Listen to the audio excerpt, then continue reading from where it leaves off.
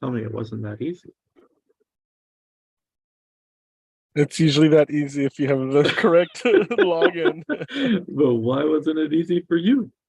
Happy New Redirecting Year. to YouTube. I am seeing and hearing myself, so all right.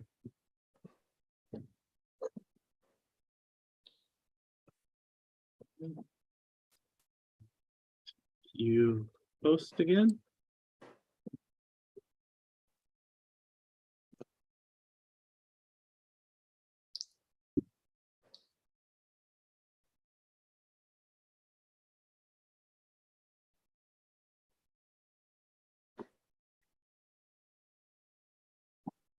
All right, thank you. Perfect. All right, Zach, we're ready to go. Perfect. Welcome, everybody. Good afternoon. This is the City of Salem Public Art Commission meeting, Wednesday, January 11th. Just go around and introduce ourselves real quick. My name is Zach Hall. I'm the chair of the committee.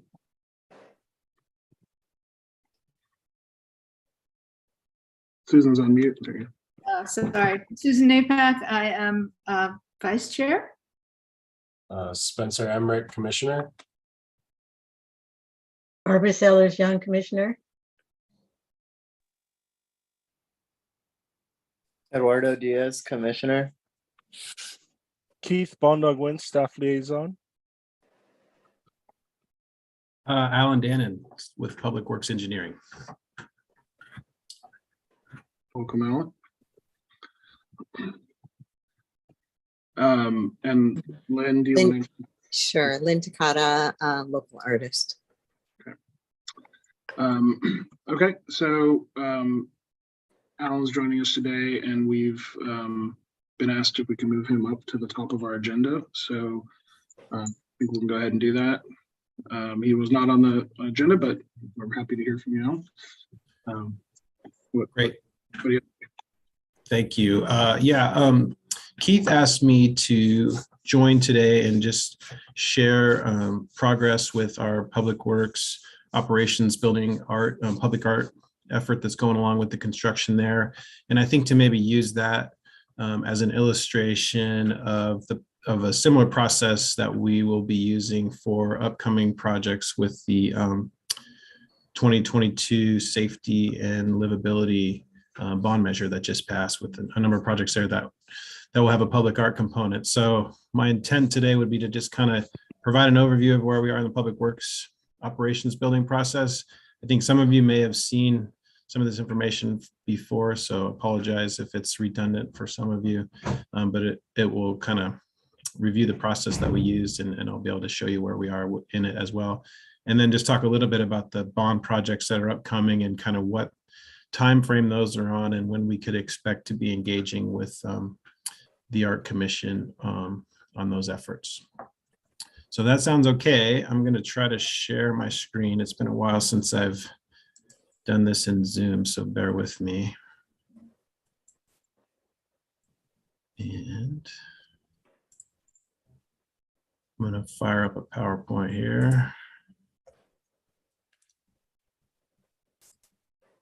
Everyone see that okay? Great. Excellent. Not too bad for a few months since I did it last. Okay, so with the Public Works Operations building, you're looking at a rendering here of the view from 23rd Street. And for those who aren't familiar with the project, we've been working now for, gosh, a couple, 2.5 years on a new administration building out at the City Shops Complex. And if you don't know where that's at, it's south of Mission Street, and the whole complex goes kind of between 20th and 23rd Street. And this new building that we'd be building out there is on the west side of 23rd Street. Basically, currently area now that had been previously used for storage of things on the surface, trailers, picnic tables, etc. And the purpose of the building is really to replace some existing facilities on site that are really old, like 1950s or earlier era buildings that that need to be replaced. And so this will be the new headquarters essentially for Public Works operations. So folks from our water, wastewater, stormwater, street, parks, and administrative parts of Public Works. And then also a new home for the engineering division, my division, who will be moving from downtown into this new building. It's about 50,000 square feet in 2 stories. And you can kind of see from this view, and I'll show you another one here in a second, there's essentially 3 wings to the building that are oriented east-west here, and provide much needed new modern space for our folks to work out of. And then also kind of in the central wing here, which is obscured by trees, a new public facing lobby that will give us a much better customer service experience for folks coming in to do business with the city. I'm gonna move forward one. So this is kind of the same view, but from the actual drive entrance, which is a little further south down 23rd Street, and just kind of gives you an idea of the public entrance. So with this project, we had a budget of about 140,000 for public art. That's a 0.5% of the overall construction cost per the requirements in the Salem Revised Code. And what we've done on this project and in some past ones, like with our public library and police station, is essentially put out a proposal or a request for qualifications for interested public artists to provide public art for the project. And that really came from back in the police project, where we tried to, with bond funds, because since these projects are typically funded by bonds, it's cleaner, and our legal counsel has told us that essentially if bond funds are going to be used, it's best if that happens as part of the project and the bond pays for it directly.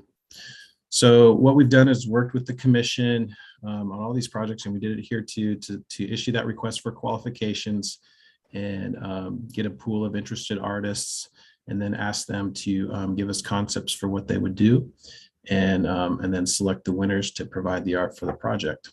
So we did that about, I guess it was early part of 2022. And we asked for, because we had a fairly large budget here, we actually asked for concepts in 2 areas for the building. And so now you're looking at a plan view of the first floor. And the first area we asked for was an exterior piece somewhere around that entrance courtyard that you were just looking at. And then the second opportunity was in the interior of the building. So same plan view, but just the actual building itself. The customer service lobby area. Here's the service counter, main entrance, and there's a large training room here that'll be available for public meetings and events. And so we actually had 2 areas inside this kind of public part of the building, one just adjacent to the entrance along this wall in the foyer, and then one along the wall between the 2 entrances to that training public meeting room. And we left the proposal pretty open to where somebody could propose to do one or both locations. And we tried to leave it open so that we could select, if we had enough budget, we could select more than one artist so that we could kind of get as much coverage as possible on this project. And we were really successful in that process. We had about 27 proposals, most proposed on either exterior or interior. I think we only had 1 or 2 that proposed to do both. And so from those initial qualifications, 27 qualifications that we received, we selected 10 finalists to go into phase 2. We paid them a small stipend to develop a specific concept for the project.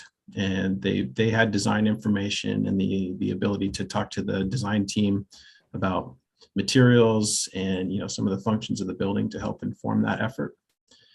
And later in the spring, actually selected 2 artists to provide art in each location. So an exterior sculpture piece and then art actually in both of the locations shown here, adjacent to the foyer and the training room.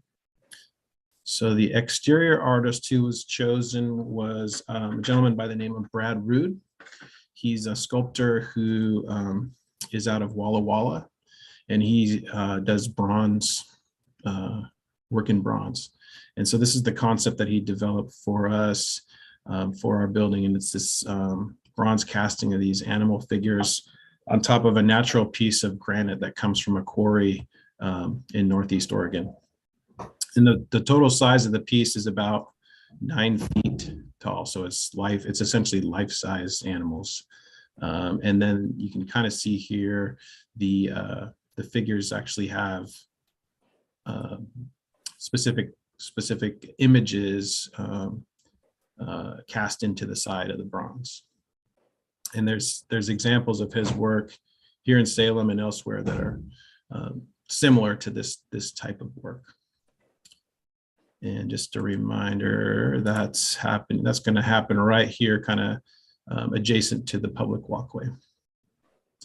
And then in the interior space, the artist we selected is a woman by the name of Claire Burbridge, and she's going to be providing a custom piece of wallpaper that will essentially cover this wall adjacent to the entrance, and then 2 48 by 48 watercolor art pieces that will hang on the wall here at the entrance to the training room. And I have some progress work that she's sent to us. So on the left is actually the images that she created for that custom piece of wallpaper, and that's in production now. So this is what actually got sent to the production facility to make the paper on the left-hand side of this. And then on the right is actually an existing piece of her art called The Nocturnal Life of Trees.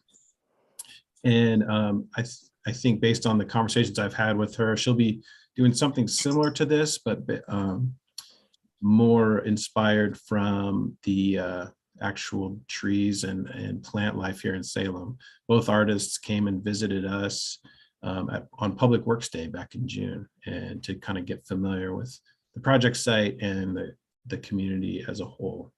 And especially, I think, spent a lot of time in our parks. So the oak trees at Bush Park, I think, are going to be part of her inspiration for the work that she produces. So we're excited to see what those 2 48 by 48 pieces look like as she pulls them together. Just a kind of brief update on where both artists are. Last time I had chatted with them, I need to catch up with them here after the new year. But last time I had chatted with both of them, Brad, the sculptor, had completed casts for all of the pieces of the individual pieces of that sculpture. And I think we'll be casting them here fairly soon. And then, as I mentioned, the wallpaper's in production, and Ms. Burbridge is working on the 2 watercolors that will hang outside the training room. So good progress going on. The construction of the building is well underway. It's actually all dried in now, and we're starting to do things inside, like put up drywall and install HVAC and all the electrical and things like that. So it's exciting to see.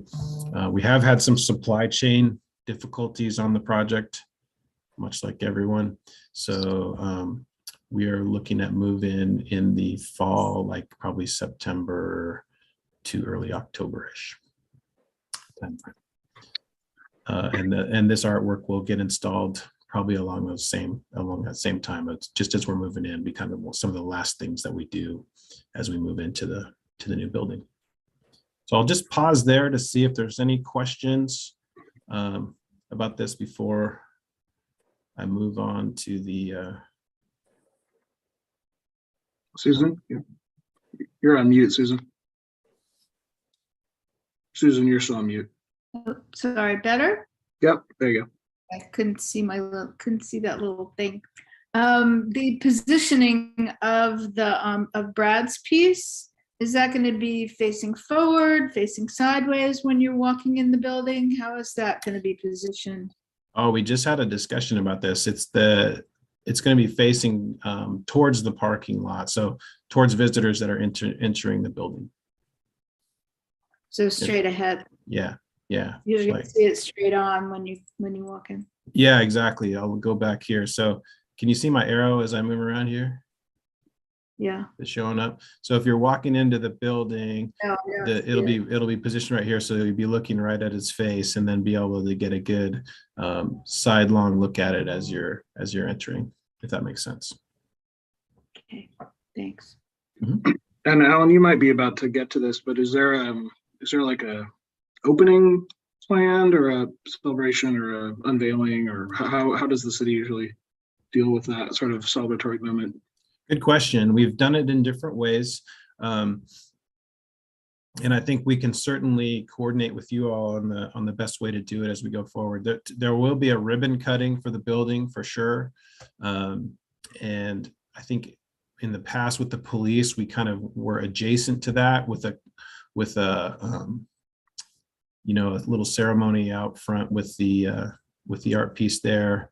Not at the same time, but I think it was on the same day, so that folks that were particularly interested in the art could come be part of that. We could do something similar here, or we could try to merge the two activities. I think the thinking was back then that there might be different interests in different things for the two, you know, for the ribbon cutting itself and the unveiling of the art. But so trying to have each thing focus on one thing was, I think, kind of the thinking back then. But I think we can talk as a group about the best way to do it, but certainly would be looking for some kind of a ceremony to unveil the art. Yeah, I think that'd be nice. However it best fits. Right. So something to keep on our list, Keith, for as we get a little bit closer, maybe into the summer time frame, to start thinking about how we want to do that. Has there been any publicity to the community about any of this? I mean, I know about it because I attend these meetings, but I haven't seen anything in the papers. I haven't seen anything in any of the city announcements. I think it's a really exciting thing for the public to know about the building, the art, you know, all of it, and build up some kind of momentum to when it finally does open. Is there any plans for promoting it? Good question. The promotion we've done so far was really the engagement at Public Works Day. And I think the press was, oh, sorry, I need to stop sharing here. I think the press was notified of that. I don't know if they picked up too much on it at that time, but we'll certainly be doing some publicity around the opening of the building as we get a little bit closer. And so that's a great opportunity for us to share about the public art as well. I know that's what we've done in the past with past projects, so I would expect we do the same here.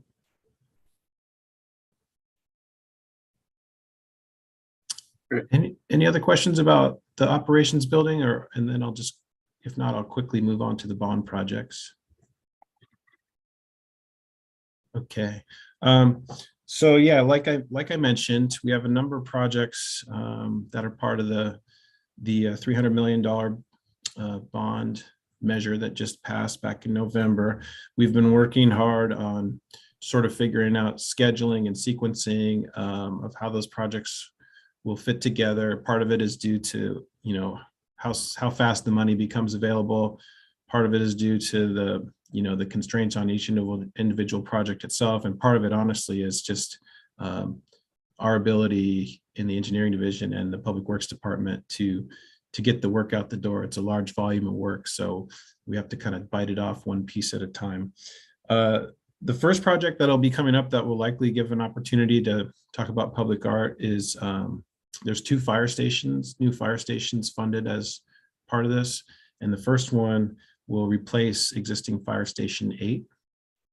And so that site selection wants to get going on that right away. And then we'll move into design in 23 and 24. And so I would think later this year, like late in this year or early in 24, I would be back to you, or whoever's working on the project, it might not be me, would be back to you all to start talking about setting up a similar process for that fire station project.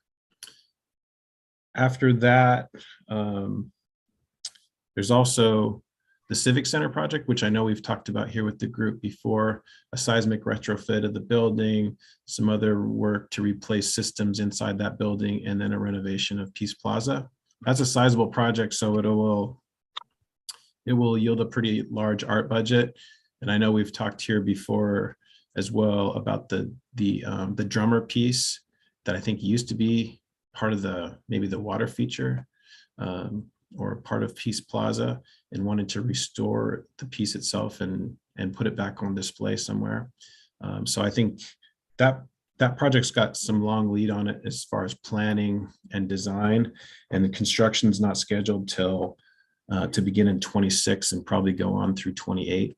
So it will really be a couple of years, I think, before we engage on there. But I know there's big discussions to have about all those elements, about new art, restoring the existing piece, and how it all fits together. So probably in the 2025, excuse me, timeframe is when those discussions would want to get going.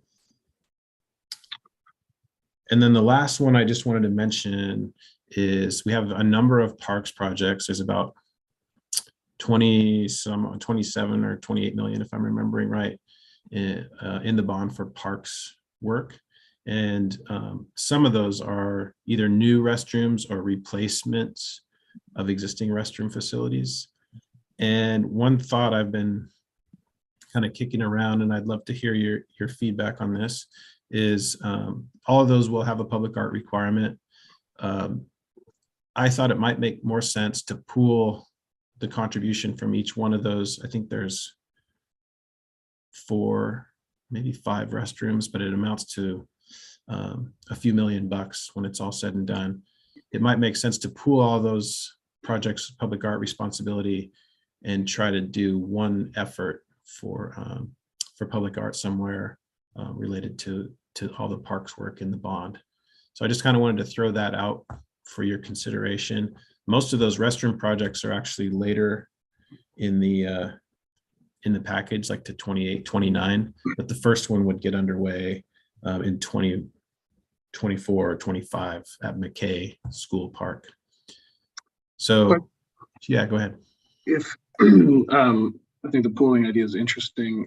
If that was something we did explore, do we need to wait until project is underway on the first restroom to sort of, when could we start talking about the use of those funds to acquire a piece? Would it be at the end of construction of all of the restrooms, or the beginning, or now, or how does that work?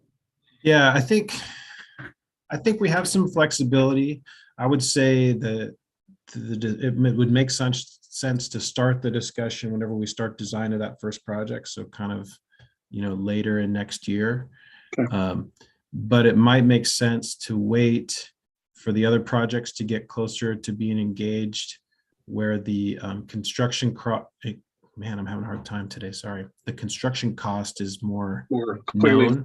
Yeah. And because honestly, by then the prices will probably have gone up, and we'll get more money for public art if we kind of wait till those numbers are solidified. Yeah. So I think it would be good though to just kind of touch base again, as we go along on these other efforts, and make sure that we're still kind of tracking in that direction, if that feels right to the group. Yep. Okay. Great. That makes sense. I have one other comment. Sorry. Go ahead, Susan. Do you have something to say? No, go ahead, Zach. Sorry. I did have the opportunity to talk to Lee Immonen, who's the artist that we had talked about having do some work on the drummer. And he was one of Robert's students years ago. And he said, I had mentioned that there was this discussion about, was it going to go in water or on a base that made it look like water? And he said, the nature of the metals that Robert used interact with each other in a way that if you put them in water, it will hasten its, and then he used words I don't quite fully know the meaning of, but something like electrolysis, blah, blah, it'll cannibalize itself. And so I just wanted to clarify that I think the idea of reciting it at the Civic Center is still very interesting, but probably we don't actually want to put it in water if that was still in people's minds. So I think we want to move away from that idea, but put it in something that, affix it to a base that has a water-like appearance, which was one of the 2 proposals that we had asked Lee to write. So I just wanted to kind of add that to the discussion. Thanks for that clarification. That will help me as we plan. So yeah. Sorry, please go ahead. About the parks, I assume these are neighborhood parks. I mean, are they parks that would be in, specific neighborhood association, areas? Because my thought would be maybe, instead of pooling all the money, that we kind of really move toward having the community kind of get engaged in their particular parks that are in their neighborhood, and get them to kind of involved in the process, and maybe do something that reflects their neighborhood rather than pulling all the money to do something in a neighborhood that has nothing to do with what's being done in their park. So that's just something I wanted to throw out there. Yeah, so the restroom projects themselves, typically, the city doesn't put restrooms in parks smaller than like a community park. So that's sort of the next larger size up than a neighborhood park. And the ones that are on our list for the bond here are McKay, Cascade Gateway, Wallace Marine, Bush Park, and then the one exception to the rule I just gave is Northgate Park. So there's 5, and you're right. I mean, I totally understand what you're saying. I think there's different ways to approach it where we could spread it out, and certainly getting public involvement, regardless of how we tackle, where and how many pieces, I think can certainly be part of the process, especially in places that, lots of people are going to see. Do you have a sense, of what the budgets are for those facilities? So is 0.5%? What kind of numbers would we be I talking? can give you some ideas here if I do some quick math. So the total project amount, so this includes more than just construction, the total project amount for the restrooms is going to be around $4.5 million. So if we say, 3 million, let's just say 4 million is construction, that's probably too high, but it's a nice round number. So 1% of that would be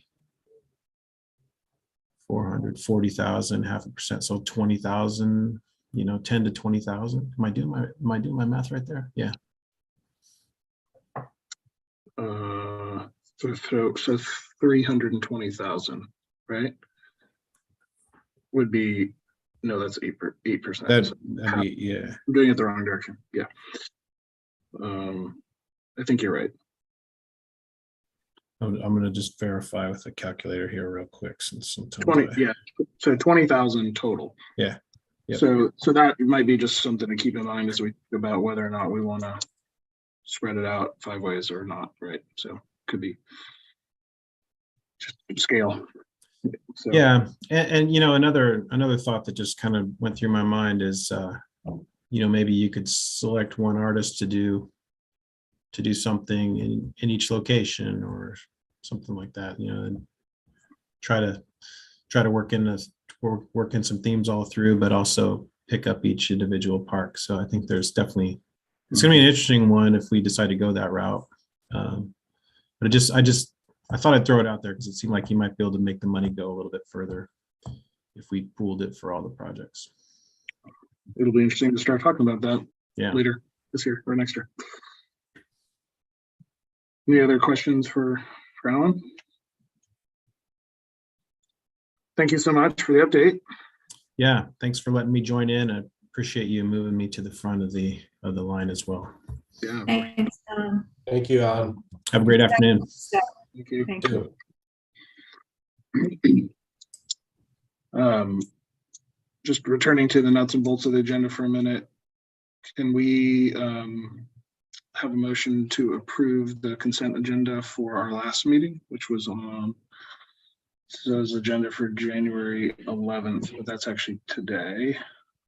So yes, approving the consent agenda for today's meeting and the minutes for our December 14th meeting. Zach, before that, there's public comment. There's no public comment in person, but Chris D'Arcy from Ward 2 submitted public comment via email. Okay, And I forwarded that to the group as soon as I received it. And I'm not sure if you would like me to read through it now or save that for the commissioners. yeah, go ahead, and I see it now. Yeah, do you want to just read it real quick? Yes. So this is from Chris D'Arcy, Ward 2. Good afternoon, Keith. I'm providing some public comment for this afternoon's meeting of the Salem Public Art Commission. I applaud Councillor Nishioka's effort to update the city's mural code to include spaces other than flat walls. TriMet has recently undertaken a program to commission artists to create designs to wrap buses in their fleet. The program solicits artists' qualifications for designs to mark commemorative months or other celebrations. This is the current call to celebrate Asian Pacific Islander Heritage Month.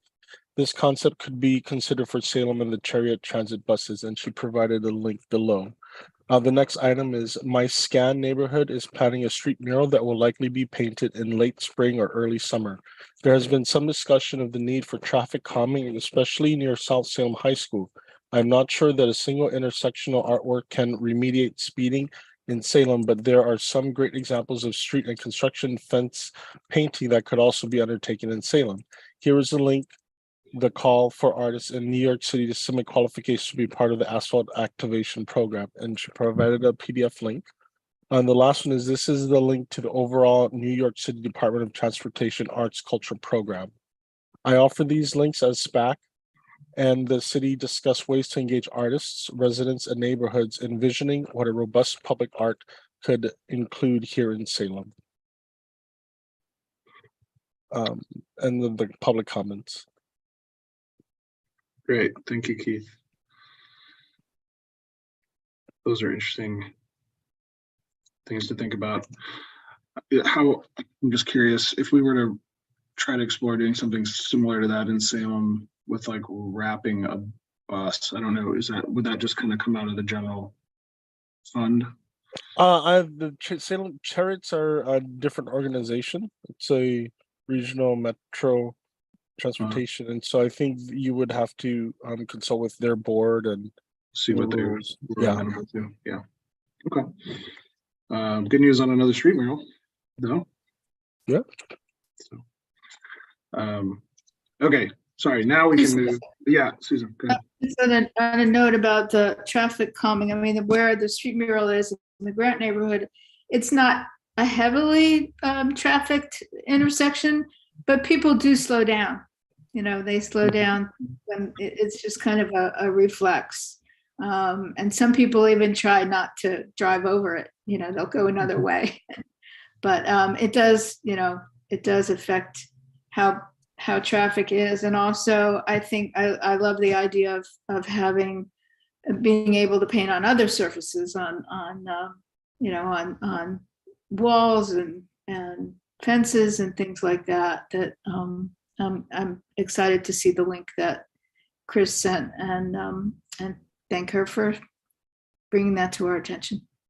Yeah, it would be really interesting as we get more designated bike paths downtown, if those become kind of that second link where there's maybe those become the painted area. That'd be really interesting. I know in earlier meetings too, we've talked about sort of the possibility of doing temporary installations, you know, temporary murals for certain events. I think that idea of, you know, if there is some sort of construction wall or fence that could be, you know, that would kind of need to be part of the, well, I guess that's a flat surface. Would that even qualify under the current mural? If it's a temporary wall structure, planar structure, it's probably not, it's probably written to be a facility or a building, right? So yes. It's something to think about though, in terms of like, if we did want to do temporary murals, do we need some sort of approval code wise to do that? Just like, or how would that work? What can murals go on? Can we even do a temporary mural? I guess that's a question to add to our explorations, is in the event we wanted to do a temporary installation or fund a temporary installation, can we do such a thing? What would that look like? I think that was in our, when we were brainstorming last meeting, I think that was sort of in there about, community projects that might be temporary. How could that be done? So that's a good question. Maybe that's something, Keith, we could ask for some clarification from, whoever the appropriate person is, like pop-up art. What does that fall under? Is it mural code, or is it just sort of temporary public art? Can we spend money on that? Yeah, I don't it know. would be more, anything that catches attention would be a sign, whether it's on a building or freestanding. And so that was the code. It would go under chapter 900 sign. Anything that SPAC approves as a public mural is then considered a mural. So anything that's not a mural right now is considered a sign. For 2D work, but Yeah. I'm just curious. Yeah. Okay. So it raises some questions that'd be Yep. interesting to explore. If we had a temporary wall, can we put a mural on it? Yes, and someone from the public called in and suggested the mini, I believe, shelter off of Center Street across of the Safeway. Their fences are, I think, plain white. And someone mentioned, hey, could that be a potential art installation? I haven't looked into that, but if that is something that the SPAC would like to ask, I can inquire with sign staff to see Yeah. what the permitting process would be for that. That would be a great test case just to explore. Here's an example, because if I'm not mistaken, that doesn't the mural code require that it be there for 7 years, or the artist enter into a maintenance agreement for 7 years or something like that? Yeah, and have to grant an easement, and usually it's on a building That somebody owns, right? And so in this case, like, is that a leased pop-up temporary facility? How long is it going to be there? I don't know. It raises all the obvious questions. Like, but it's still a great idea, probably for the people who live there, as well as the passersby in the neighborhood and everybody, to have that. If that surface could have a temporary mural on it, and other surface, and that could serve as a test case for doing it in other places. That would be exciting. Okay, I can put that question into legal. Okay. I had one question. I know this has been, maybe it's been a while since we've discussed this, but since we were talking about parks, it made me think about the Eco Earth Globe. And I know that it's been part of the commission's discussion previously, but I don't know. And I know that the Salem Parks Foundation is trying to raise money, but I wonder if that still needed to be on our discussion. If there has been any update on that. I could provide a quick update. Is this the time you guys want to do it, or do we want to approve the consent agenda first? Yeah, it doesn't have to be now, but I was okay. It's just for sure. something so that the commission doesn't forget about it, because I know Yeah, no, I for haven't sure. thought about it in a while.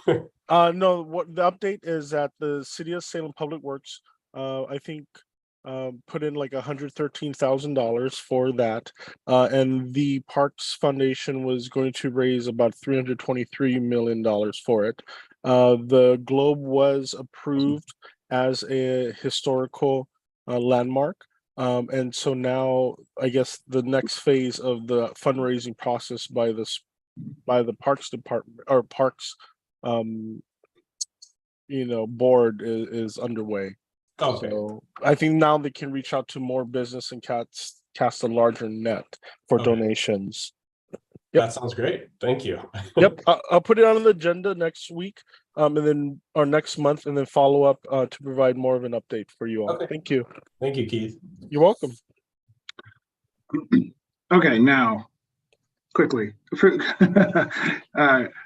we have a motion to approve the consent agenda for today in the minutes for our December 14th meeting?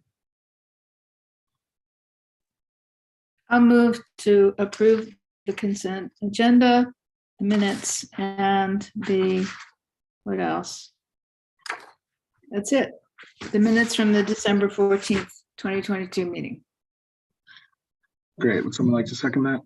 I'll second it. Okay, all in favor? Any opposed? Okay, that has been approved.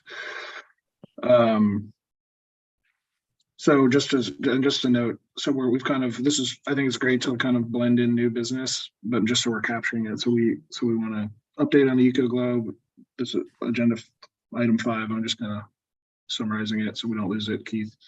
And an exploration about this temporary structure. What's the implication of trying to put a mural on a temporary structure? Perfect. Okay, moving into our discussion items. This is a pickup from last month's agenda, the SPAC visioning discussion. I don't know if people have additional comments to bring to that today. Well, we had a lot of questions, I think, last time of what we proposed a whole bunch of things of what if, can we do this? Can we not do this?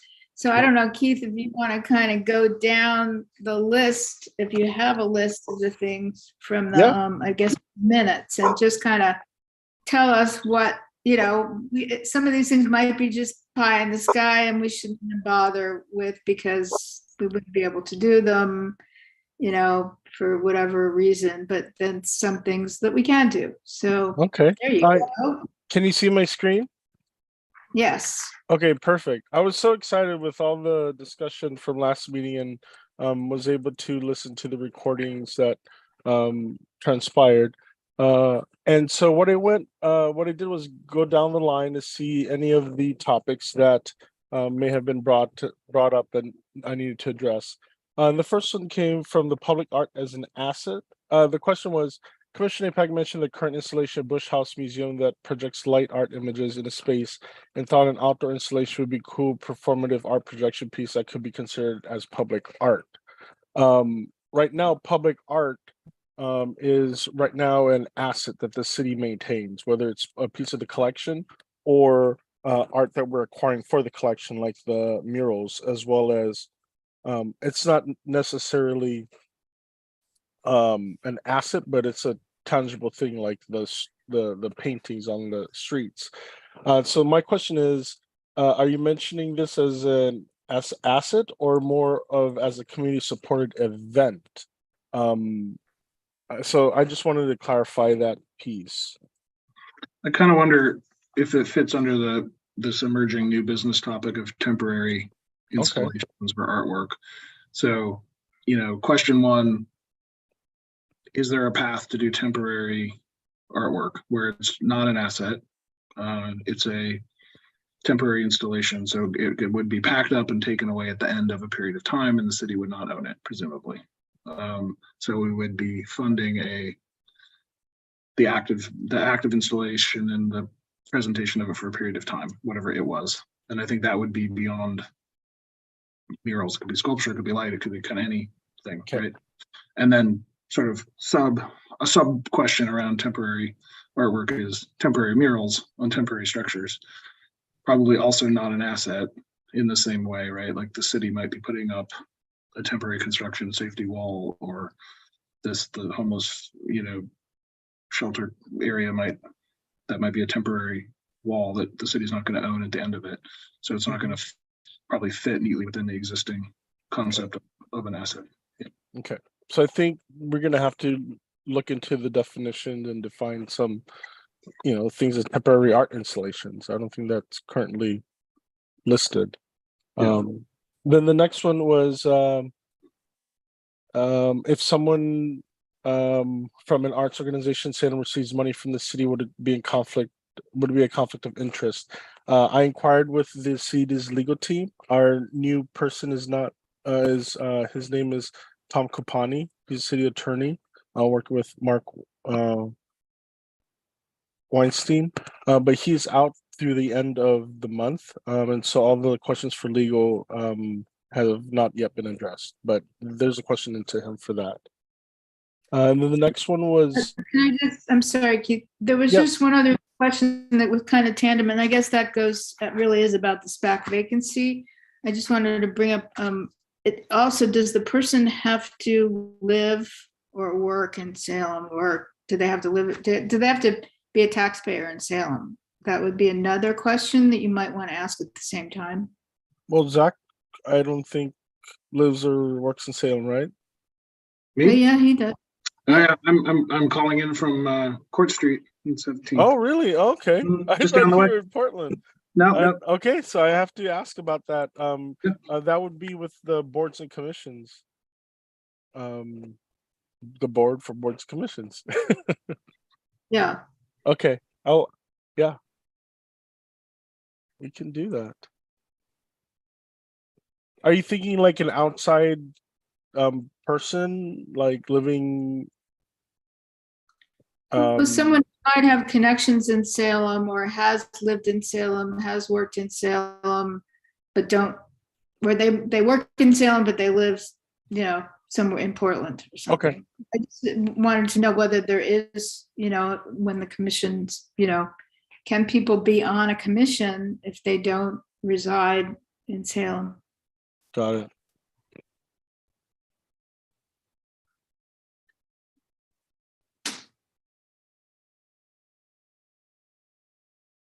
Okay.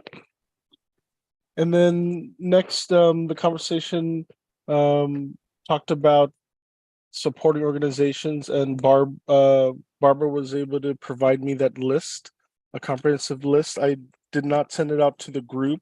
Is that something that everybody wants to see then? That list Yeah. of organizations. Okay, I can send that out. I failed to do that one. And thank you, Barbara, for doing that. Yeah, thank you. That'd be great. No, I included on that because we had talked about neighborhood associations, all the contact information for the neighborhood associations as well. Oh, that's great. And what I found really interesting is that each neighborhood association lists as the primary people, both the chairman and the land use planning person.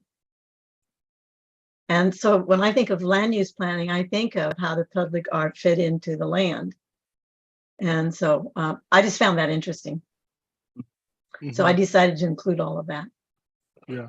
I believe the reason why is a lot of the land use planning, they have to report to the neighborhood association with any changes that occur. So they're closely knit. I will send that out to the group. Now, Chair Hull would like SPAC to provide content to staff for social media posts, possibly ask commissioners to send content to Keith to post on social media accounts. Can SPAC have their own social media channel? So I spoke with Trevor and his group. Trevor was the communications person that just logged on to help with setting it up. He responded that no, SPAC cannot have their own, well, SPAC and other groups cannot have their own channel. The city controls their platforms, but there is an existing process for groups to put in for their postings. And so, for instance, our stormwater program at Public Works, they send one email at the beginning of the month with 3 or 4 different subjects. I included that in the last email I sent to everyone. And so I listened to the discussion you had last month, and maybe we could come up with a process for the commissioners to play an active role in developing or providing content for that. For instance, assigning a commissioner a month, and that has a one post a week or something to that effect. I'm not sure what the appetite for that kind of task is for the group, but that's kind of one suggestion that the communications team and I came up with to help SPAC meet their social media desires. Is there anyone on the commission right now who feels like they would want to kind of spearhead? I guess what I'm imagining is that if someone was responsible every month for pulling together the 3 to 5 bullet point announcements or communications that SPAC was aware of that we thought the public should know about. And then engage with the other commissioners to provide that content. That might be the way to do it, is to have kind of a point person to produce something like this every month. I probably don't have the bandwidth to do that, to be that person, but also I'm just seeing if anyone does right now, and if not, then we can just try to. When would we need to get it? You said that they do it at the beginning of the month. Is there a? You can either choose weekly. The minimum requirements are we have to choose a day of the. They like to have it consistent and regular. They don't want to, start and stop and not be consistent with the messaging. So they decide they would like you to choose between, Saturday through Thursday. Do not choose Friday. And then they will need the content two days before that for review. And they reserve the right to change the language a little bit just to be in concert and consistency with how they represent things. And then you can provide images to go along with the post as well as links to it. And so if you can see on my share screen, this is what the stormwater people from Public Works have planned for the month of January. And sometimes they have it planned for, different events. If, it's like a Labor Day weekend or something like pick up for your pet. So they have different times of the year that's, organic messages that can go out. So this is just January's, and they sent it out in the beginning of the month, and every week the comms team will go in and update it, and then they'll update their web pages. They can update the neighborhood association pages. I think it's called Nextdoor. So all of the platforms will be updated as we request. And so When you say, sorry, go ahead, Susan.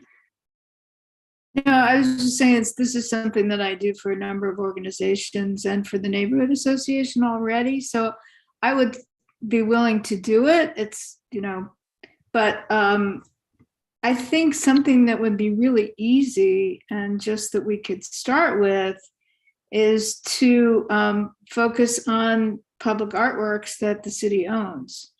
And just say, hey, did you know, about this piece, and have a little blurb about who the artist is, when it was put up, what it's about.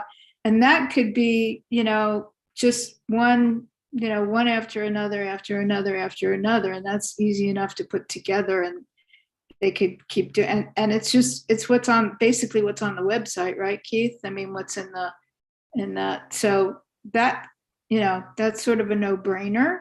And I think people would, I don't know, correct me if I'm wrong, but I think that's something that could interest people and let them just be aware of all the things and that could go on for years.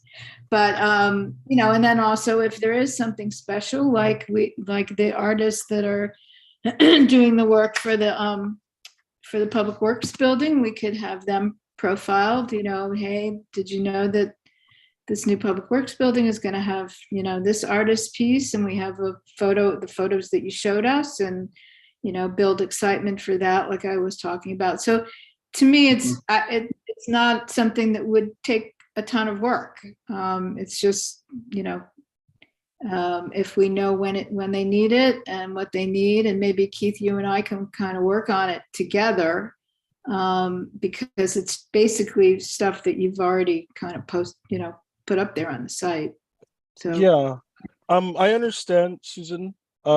This is essentially a database, so I'm kind of jumping ahead with some of our news for some of our agenda items. But if we drop down to item C in discussion number 4, this is the collection management system that the city has, and it has all of our 172 pieces with links to what is in our database, and this spreadsheet is used to populate our GIS story. So if I needed to go in and add the street paintings, which I haven't done yet, this is a database I would update with the features and then notify GIS for them to add the location data to it. The last one that I have on here was from 2022. I can, Is there descriptive text associated with the pieces in this database? what do you mean descriptive text? Like, Like this artwork was made by so and so in 1972. His use of thick line and oh gosh. play between art. I'm just trying to, like, if you're going to call it out and feature an artwork, then I Correct. think we need to tell a little story about it. Exactly. And so that's why I was like, let me share with you what I have at my fingertips. Okay. And so this is the basic one that's on GIS. And if we have to, not have to, but there are individual folders for each of these artworks that someone would have to go through and, develop some language or look for that language that's existing from previous descriptions. I think that's a really interesting. So I have a couple questions. I want to back up one step. So you had said that the media folks want there to be consistency, by which I understood you meant the same day they want to submit it on the same time interval. No, consistency in terms of that we have material for them to produce once every week, or So they don't want to start and stop, in the sense that they don't want to post something about SPAC and then have nothing the next week. correct, or we go strong for 2 months and then we don't have anything. But as long as we had to, and so to pick up Susan's question, so if we have one thing a week, Mhm. and then on 1 week we wanted to expand that to 3 things, because we have our artwork we have our artwork of the week feature, but we also have 2 announcements about art events that are going to happen. Is that okay to expand the? Yes, just they just need 2 days in advance Got it. of when you want to post it. But we could scale the number of posts or number of topics or whatever up and down. Correct. So you Okay. can say I want a minimum of 1 posting per week, but during art week or during arts festival time, we post more. But it's just going to have to be, in the same consistent format that we provided to them 2 days ahead. I think it would be fun to do a little researching. I'm happy, Susan, to work with you to write some of. We could try to put a bunch in the can and write some descriptions. Yeah. Almost like a little art column. Mhm. In fact, And we could all do that. Sort of put on your art historian lecture hat. I have some background in my family. Can I just say, I think it's a wonderful idea, because one of the things that I've discovered, and this isn't among the arts community, but in the general community, people aren't even really aware of the public art in Salem. It's just like it doesn't exist within their consciousness. And so when you say the Salem Public Art Commission, they say, well, why do you have that? So to bring a new level of awareness to people, I think would be great. So what if I guess I'm thinking it might take us a minute to, put some of these in the can, as it were. So if we if we developed a little intro that said something like, Salem Public Art Commission does blah, blah, blah, and maintains the 172 items in the city's permanent collection. This week, we're going to bring we're going to show these to you, over the next 10 years. And, and today, and this week's featured artwork is blah, blah, described by Commissioner Susan Apek. And then, you write your thing, or Commissioner Barbara Sellers-Young, or Commissioner Hull, or whatever. And we write our little thing, and it's sort of fun for us. We get to engage with the collection a little bit. The community sees it, gets to engage with our writing a little bit, which can be kind of probably fun, hopefully. And then we could each take turns, or whoever is interested could write some of these things, and then we could have periodically, if we did 20 of them, we'd be good for 6 months, and then we could, or 4 months, or whatever that is. I think that's probably the best way to do it. Yeah. Knock out a whole bunch at once, and then. Yeah. The other thing we can do is, meet your commissioners, at the same time. Maybe if Zach, you're writing about, whatever it is, and there could be a little bio about, Zach Hall is president of your, he did this, he's got this business. Da, da, da. So I think the people should know who we are too. So since we represent them. Yeah, Look, absolutely. Keith, it looks like you found some content. I randomly found some content. Do we know a Bonnie Hall somewhere? Okay. But see, like a lot of the language is already here. And what I did was I went into the database for, batch copies of the artwork labels. Yep. So, if we can find stuff or just take the time to look, I could commit to doing one a month, or to fill the rest of the time. But let's, like I said, we have the resources. It's just creating and knowing that we have a procedure in place to update the communications team in our pages. It's just providing the content now and how we want to task that out. Okay. What do we do next to make this happen? I think it'll be good to assign a commissioner for the month of January, or the next few weeks. And then I can work with them to see what pieces of artwork they'd like to, to develop an article for, and we can work it that way. Or we can work on the first posting for the week, or the next 2 weeks could be introducing the council or the commission to the public, or we can just do a mix of the, a mix of either. I'm really open. Yeah, it'd be sort of good to do it in a batch, of, maybe even, 6 months worth of entries at one time. So we don't have to kind of think about it. So maybe Zach, is it okay if Zach and I kind of meet offline on this and sort of coordinate? Yeah. Yeah. Mm-hmm. And how do we get access? Can we get access to this so that we can? Very good. I am going to put in a request to IT to see how we can create maybe an FTP site where we can drag and drop files and have access. So that might take a little bit of time. But so the request is for me to be able to share the city's link collection with SPAC members. Okay. Mhm. So that we And can then do. that's what- So you yeah. can create Also content for the websites. And Right. yeah. And the labeling, I think, was really helpful. Because Okay. it's like it's done. That's And nice. then also the requirements about when they need it and who we have to send it to and all that stuff. Okay. Be helpful.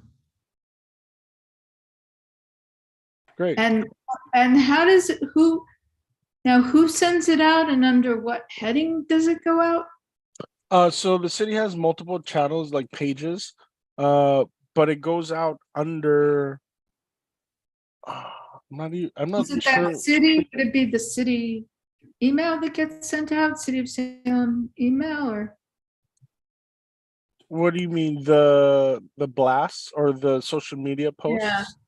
I think it's to the city's page. I'm not sure what specific page it'll be, if it'll be under the public works or if there's going to be a new community services page. Because I'm not sure if the commissioners know, but during the reorganization, the Salem Arts Commission is now under a community services branch of the city and not under public works. So it's been reorganized to be with library and parks and fleet and more of the general services. And then public works is no longer housing that. So there might be different resources available. But yeah, just wanted to share that with the group. So are you, Keith, with Public Works though? Will you still be our liaison?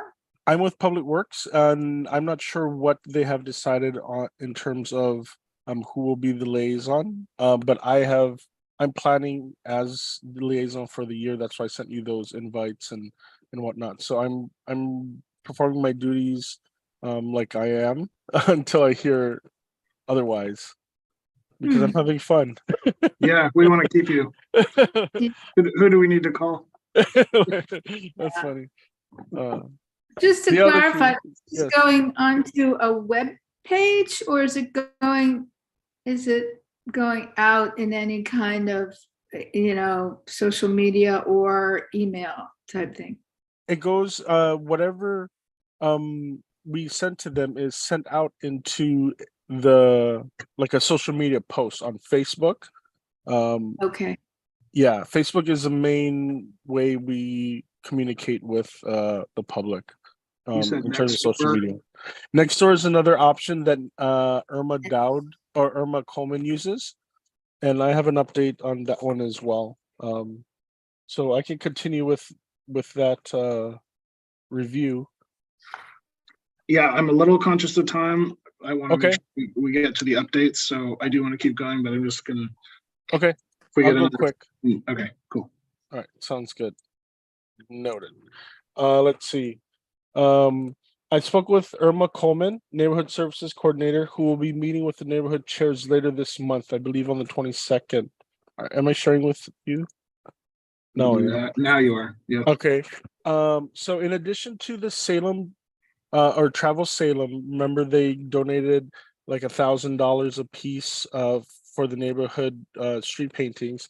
TOT or Transportation Occupancy Tax funding is available for street painting program as well. And so she is going to announce that to all the neighborhood chairs during this meeting. And after she announces it, she thought it would be a good idea for SPAC then to contact the neighborhood chairs.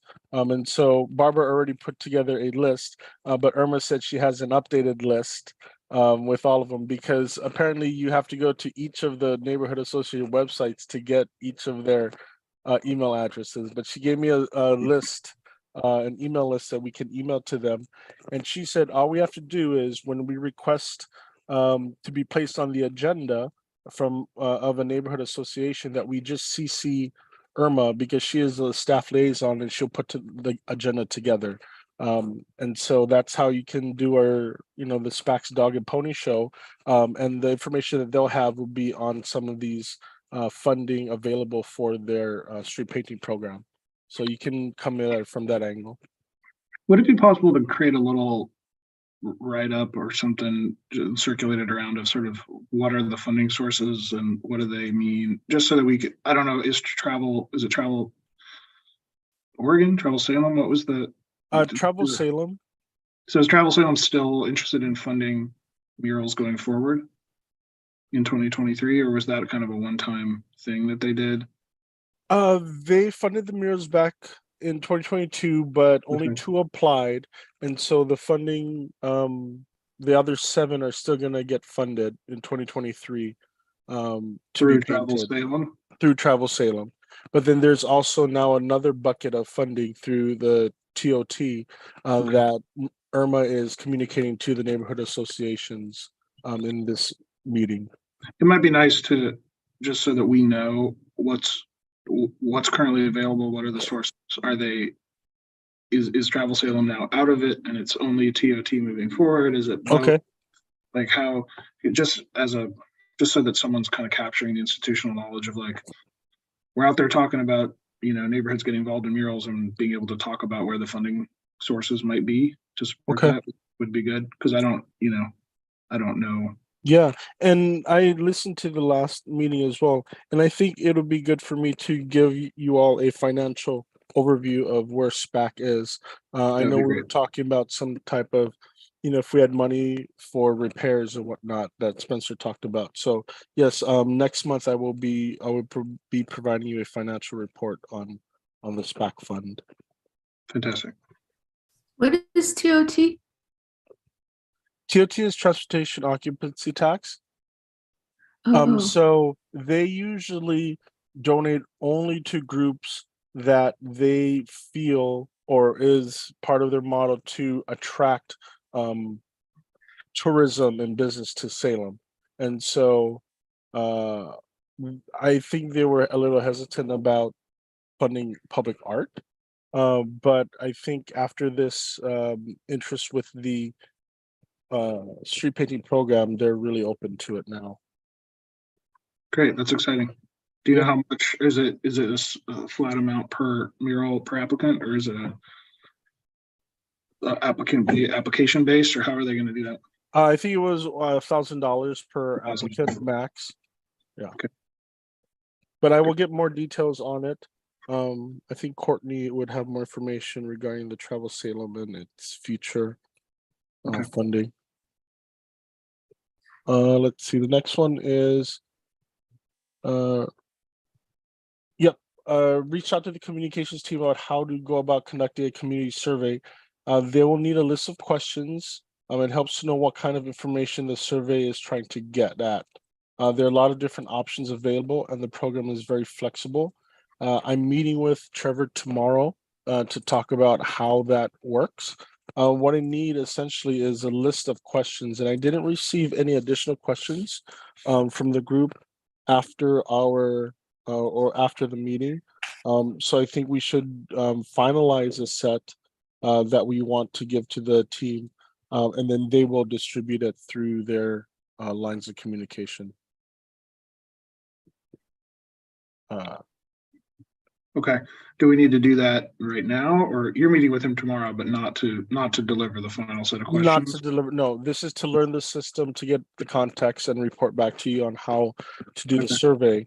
But he said the first step is to give them the set of questions, because there is a way in which to do community surveys, and I still have yet to look at that 101 that he mentioned. There's like a training.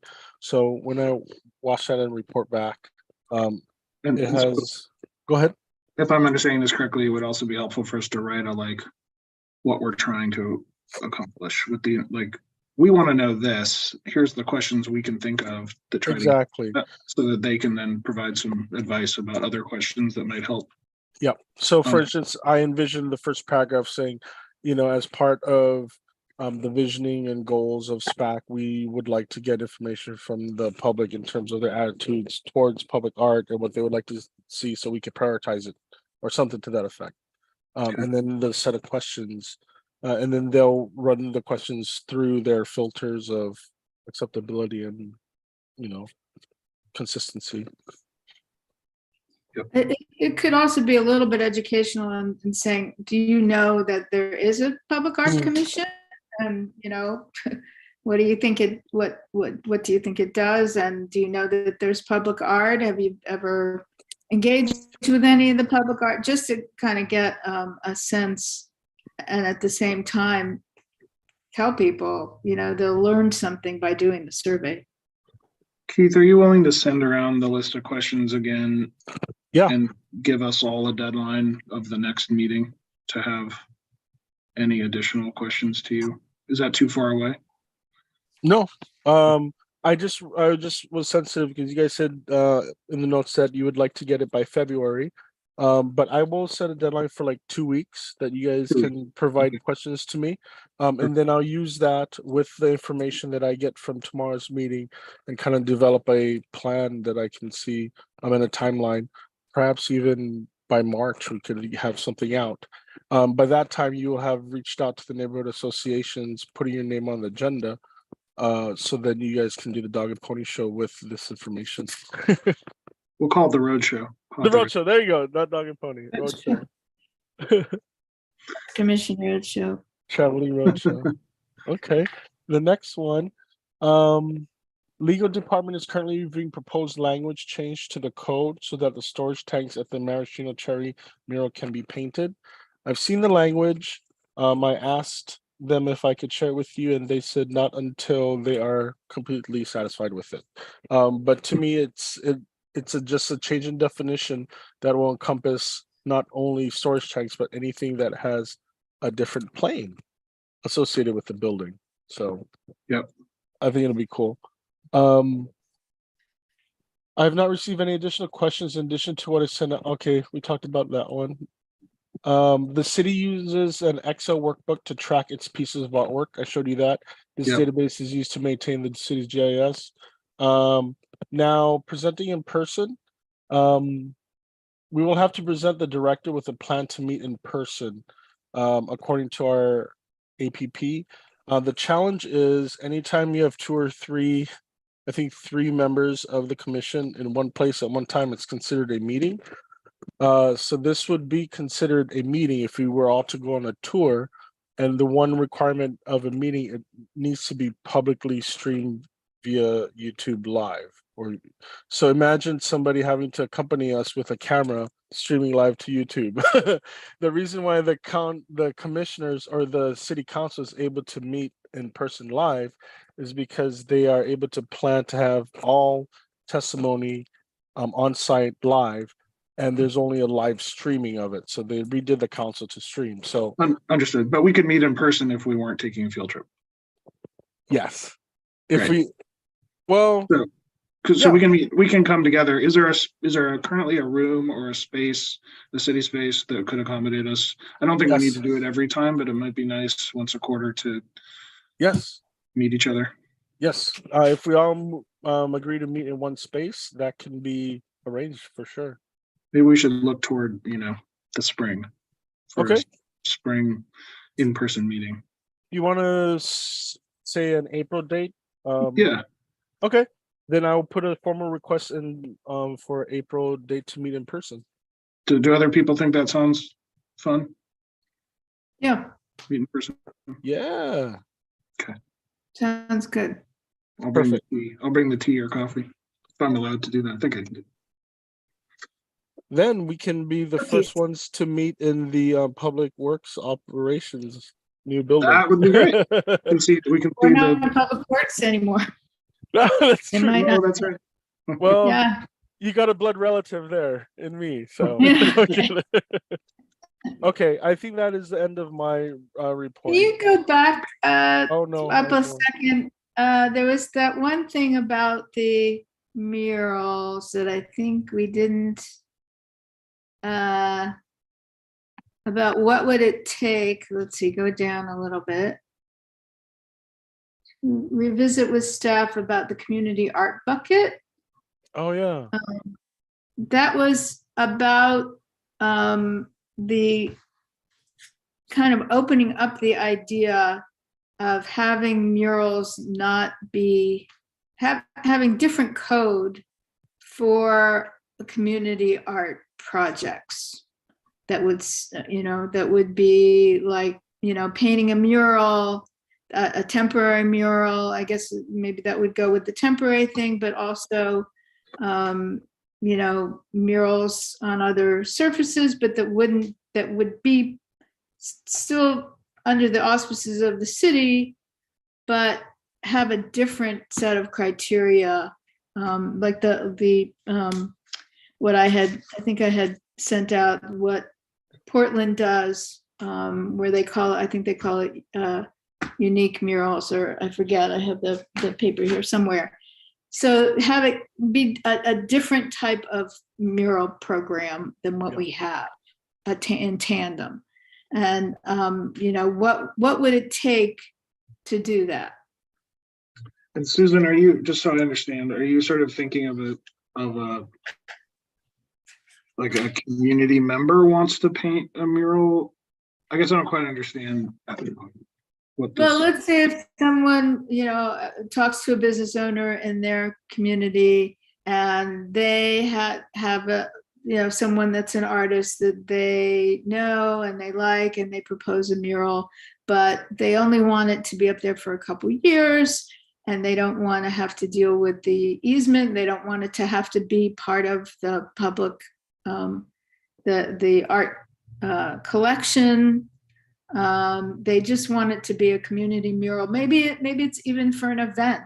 Maybe they're having an event. Maybe they want to commemorate something in particular that happened in their community, and they want to do a mural, and and then do another mural on top of it. Maybe paint it out. Maybe have an ongoing mural project, and that would not be kind of legal right now. It wouldn't be part of what the city considers. Even people painting murals on their, on fences in alleyways. So it's sort of a flexibility. It's like flexibility in the mural code. I guess one thing, Keith, that makes me think is when we ask the questions to whoever about temporary, do we need to put a boundary around what temporary means. You know, like, is that a hinge point that, like, the city's like, okay, if it's gonna be up for a month, then we're not gonna consider it a sign or Mm. whatever, you know, because I think that's kind of how the mural code came into existence, was not signs. Like, if you do this, they're not sign subject to Correct. 7 years, you know, Mhm. quasi-permanent. But to Susan's point, what if someone wants to paint their fence for a backyard fair and then paint it out again, or do something, you know, is that something we even need to, I don't know, how would that work? Do we need a bound temporary? Does the city have a comfort level with, if it's going to be this short in time, Mhm. we'll be pretty flexible. If it exceeds a certain period of time, you got to go through the normal. I'm just trying to think how we could approach that with Yeah. this. I could definitely ask. I think the much- first thing they'll do is look at their existing language and the definition of temporary. If there is even a definition of temporary signage currently in the code. So yeah, I'll have to look into that. I think I'm thinking more of, something that is similar to the street painting program. Mhm. So it would be like the street painting program where it's very flexible. I mean, there's a structure for it, but it could apply to other artworks as well. Other surfaces, other spaces. that kind of- Surfaces, murals, sides of buildings, fences, objects. Mhm. Okay. What else?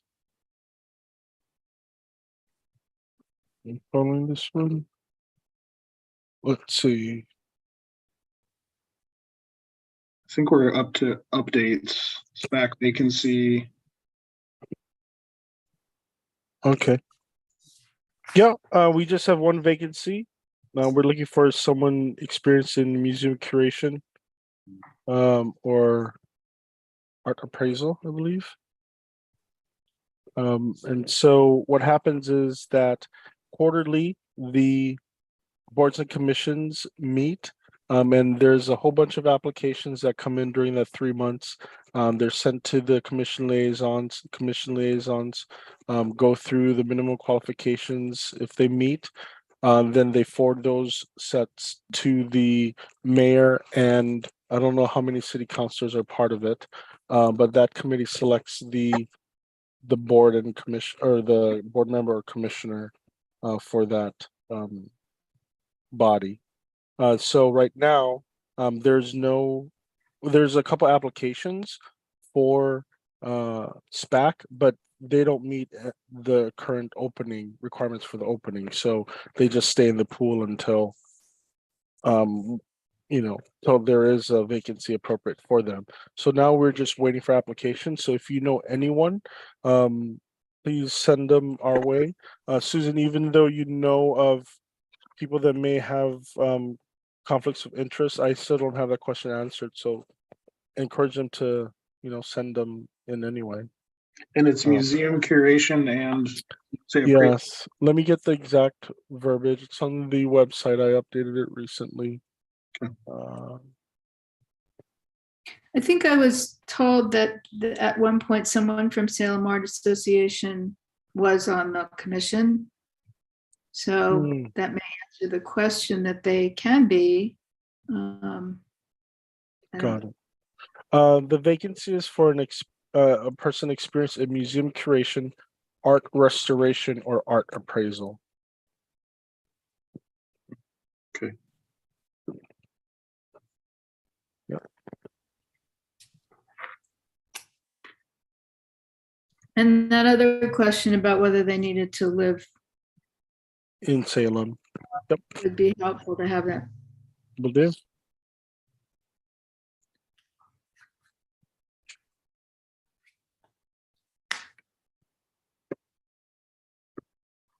Okay, so we have a city councilor, Linda Nishioka's motion update. Yeah, I reported on that. This is the one that the legal team is Got it. reviewing the language. Okay. And then they'll share it with us. They won't share it with us yet. Is that right? Yeah, correct.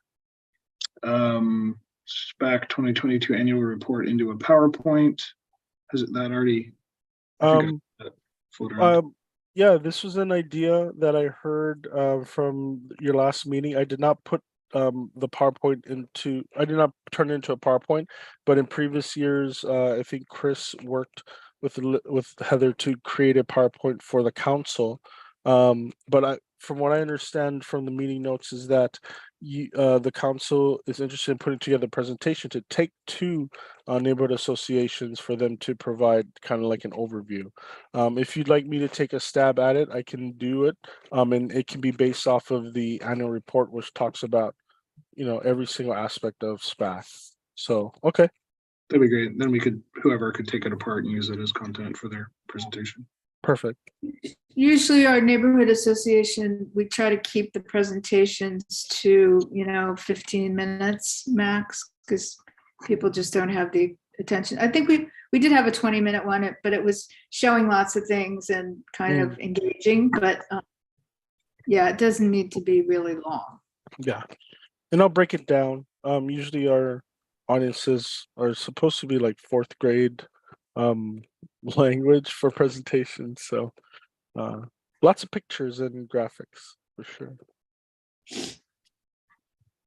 Great. Maintenance updates. Yes, the Equitas, I saw that you guys all passed a motion to fix it. Yay. And so once I heard that, I emailed the city crew for them to get to work on it.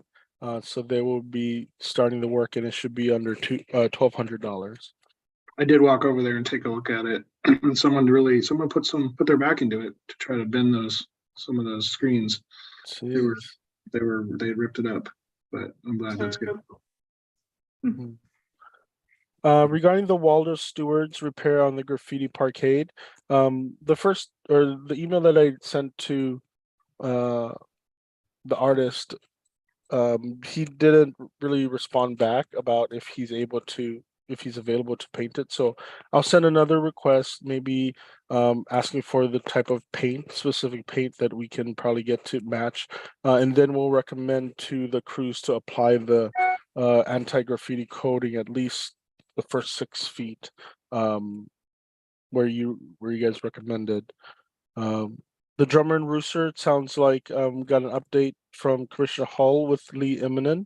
That is good news or not good news, but that's good information because I was under the impression that he recommended putting it back into the water with a different steel rod or a different material rod. But yeah, he recommended not putting it into water again. Okay, perfect. Okay, sounds good. Just Zach, was that the original intent of the artist of Hess, though, to have it in water, and he just didn't know what material to use? I asked that question, and Lee said, it may have been a combination of a little bit of unawareness about how those metals were going to react, and he probably didn't intend it to be permanent, and that's what he worked in, and that there was just a kind of, I don't know.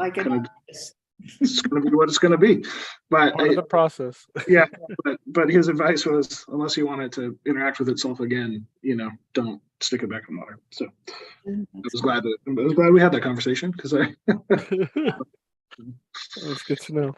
And then the last one is good sense. Thank you, Commissioner Hull, for volunteering your hours. I have scheduled you for Saturday. No, I kid. We will. I'm actually going to put more energy into selecting a water truck. I know we have a water truck.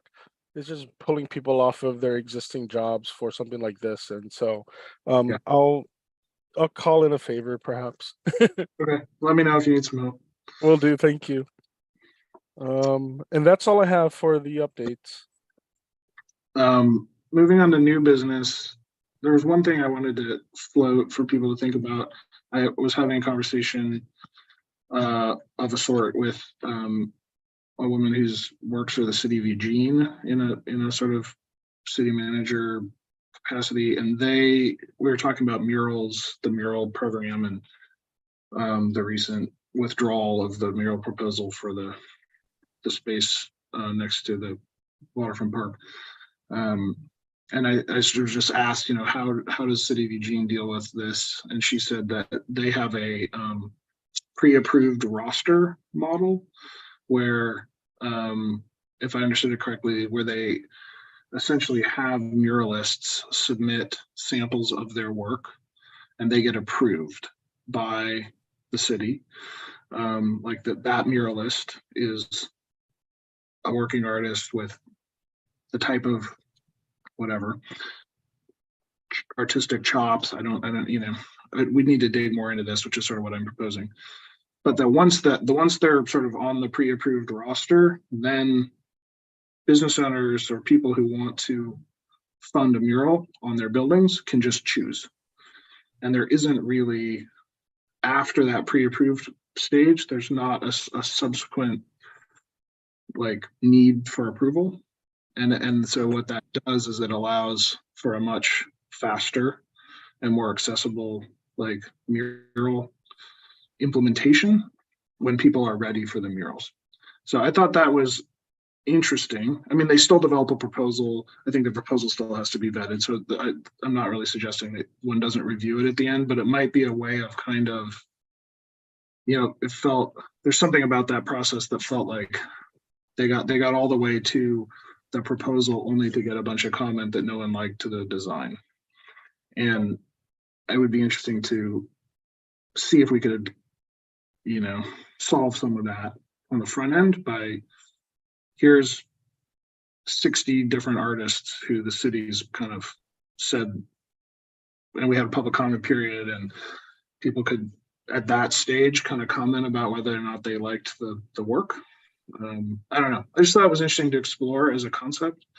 So I was going to propose that somebody, which could be me, reach out, maybe in a more, or you, I guess, and try to, I can get a name for you to talk to if we wanted to try to get a document from them about what their process is and just kind of look at it maybe in the next meeting or two and sort of see. I don't know if that's interesting to anybody. It was interesting to me just as a different model. So I would say that I think it's a great idea because the current policy, as Susan's been reminding us consistently, is pretty slow. And I think really does discourage people. I also just wanted to thank Susan for the article on public art in Seattle. I found that the issues that they brought up in terms of people liking it or not liking it or understanding it, that you're kind of sometimes walking on a knife edge, was really valuable. And it gave me a lot to reflect on. So thank you, Susan. You're welcome. It's always good to know what other, cities are doing and how they're dealing with things like Eugene with their mural roster. I think a roster is a great idea to have, a list, but I don't know if that deals with the whole Content Issues Act, because I think the muralist who proposed the mural that, got shot down is actually, I think what I heard was they had one muralist and then they had to go to another muralist because the other guy couldn't do it, but he was going to do the same mural. I don't know. That may be a rumor, but I think I even saw the other guy's website. Somebody sent me their website and they're an excellent, really excellent muralist. But I think it was the content of the mural that was objected to. And that, that I don't know how you control that. And I'm just sorry that proposal was pulled so quickly, seemingly quickly, without having other input from other members of the art community. And I don't know how you deal with that, because you could still have a roster of excellent muralists, and then somebody just says, I don't want to have. Yeah, totally. It's not going to solve the problem. I just thought it would be interesting to explore. It's a good idea to have a roster. I think that's, definitely worth doing. And there are a lot of muralists out there. And I think Eddie had to leave for a little while, but he said he knows, tons of muralists who work in more of I think his is more of a kind of a graffiti type style, but I think they're really, really good muralists. And I think it would be good to have a diverse listing of all different types of muralists. It might help, if nothing else, it might help people, who are interested in doing a mural in being the host site for a mural. They could go and look through ideas, oh, here's 10 or 12 examples of muralists that the city has approved in the past or has pre-approved as, I don't know, but as a way of kind of like spurring their imaginations, making it seem more possible. They don't have to start from scratch. I don't know how to do this. I don't know any muralists. How would I ever figure this out? Kind of thing. Well, I have a new mural, a pet one upcoming, and it's from a doctor's office down in South Salem. They're putting up a new construction, and they're before the building walls were even up. They're like, "How do I put in for a mural?" And I said, "Well, it would be best if you could show us, the site. So get the walls up first, and then put in, get an artist to do a rendering." Of it, and the commission will look and review the design, and as if you can make it look as much to real life as possible, that'd be great. So there's gonna be one coming down the pike pretty soon for a dentist's office. So I'm interested to see what they have. Yeah, that's great. And in the chat, Lynn just mentioned that the Front Street mural proposal will be resubmitted. Oh, great. Looking forward to that. All right. Does anyone else have any new business or action items or comments? I guess Keith, you've probably got a list of action items now from this meeting. I will. Yes, I do it now. No, this is good work, you all. I feel like progress is moving forward in multiple directions. So yeah. So we have homework to do, right? So you're going to let us know our homework. In 2 weeks, I need all those questions. Okay. All right. Okay. Thanks, everyone. Thank you all so much. And with that, we will adjourn. 4:14. Thank Okay. you. Bye-bye. Bye-bye.